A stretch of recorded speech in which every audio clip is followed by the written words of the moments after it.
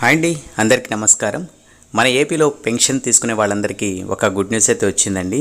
మన రాష్ట్రం మొత్తం 65 లక్షల మందికి పెన్షన్ అయితే 1వ తేదీన అయితే పంపిణీ చేయడం అయితే జరుగుతుంది. అలాగే దీనికి సంబంధించిన మరికొన్ని ఇంపార్టెంట్ విషయాల గురించి మనము తెలుసుకుందాము.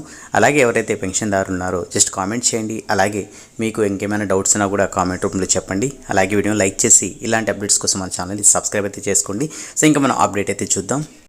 మన ఏపీలో జూలై 1 నుంచి పెంచిన పెన్షన్ను అమలు చేయాలని ఏపీ కేబినెట్ నిర్ణయించింది.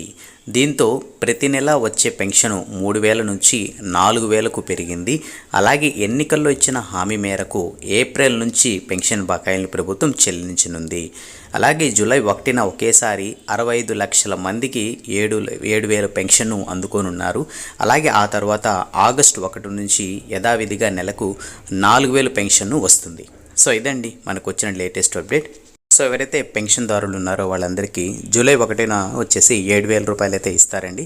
నెక్స్ట్ మనకు ఆగస్టు 1 నుంచి ఏదైతే 4,000 ఇస్తా అన్నారు కదా, సో దానికి సంబంధించి కూడా ఇంకా ప్రాసెస్ అనేది కంటిన్యూ అవుతుంది.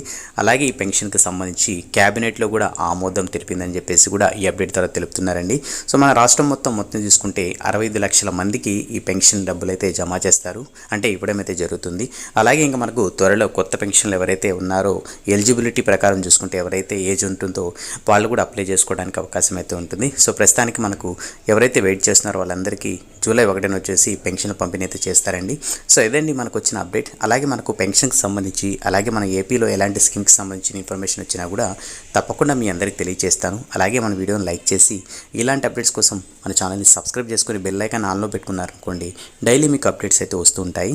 ఓకే అండి, నెక్స్ట్ వీడియోలో మళ్ళీ కలుద్దాం. అంతవరకు కీప్ స్మైలింగ్. శుభదినం.